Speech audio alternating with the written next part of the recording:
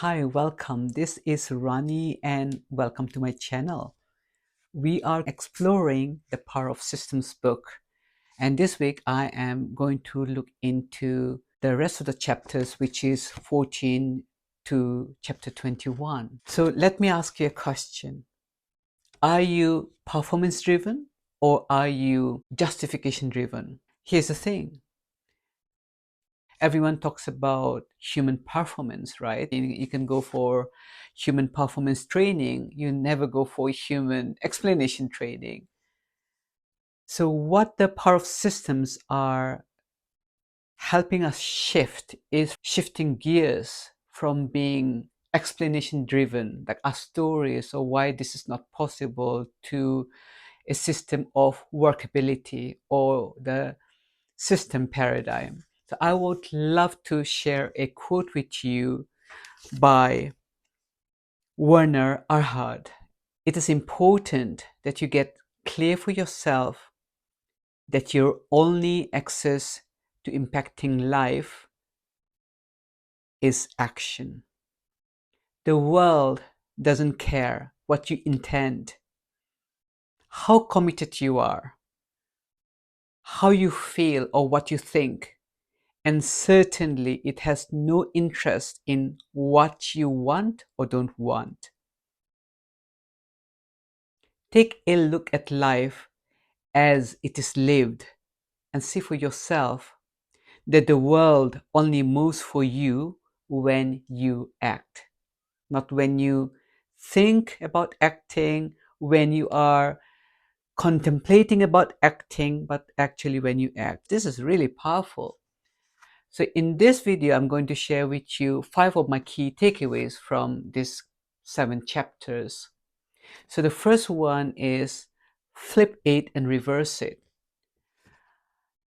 In the positive psychology realm or in the self-help realm, we have been focusing on, okay, let's shift our negative thinking and think about something positive. We have come across this notion of shift your negative thinking to positive thinking, shift your negative energy to positive energy. And in this book, they are saying flip it. If you find yourself being caught up in the mind paradigm, flip it, change over or reverse it to the system paradigm. And then you can say, how do you do that? Be your own detective. That's my second point. Are there any hidden systems or are there any hidden habitual systems? So to do this, you might want to, for example, do a self-awareness or check-in exercise. For example, you can ask, how am I doing? What's working or not working? It's not working. So what's my current, in a way, hidden system in this area of my life that I'm struggling with? Is it working? It's not working? No problem. Can I come up with a new system and experiment? Or you can say what system might work better. And obviously we need to test it by taking action. So the third point is have fun. Have fun with your systems. It's all made up. You're making up the system, and if everything in your life is working, there's a system behind it. And if there is anything in your life that's not working, there's a system behind it. They talk about the board jar system. Beautiful example of a mother who came up with this board jar system for her young child so that she does not come and disturb her whenever she is in the middle of a call at work. Number 4 point is it works if you work it. There might be times you say, oh, this is not working, this is not working. But the most important thing is, are you putting the system to work, or is it just beautifully laid out in your journal and you said, I'm going to do it, but you don't even experiment with?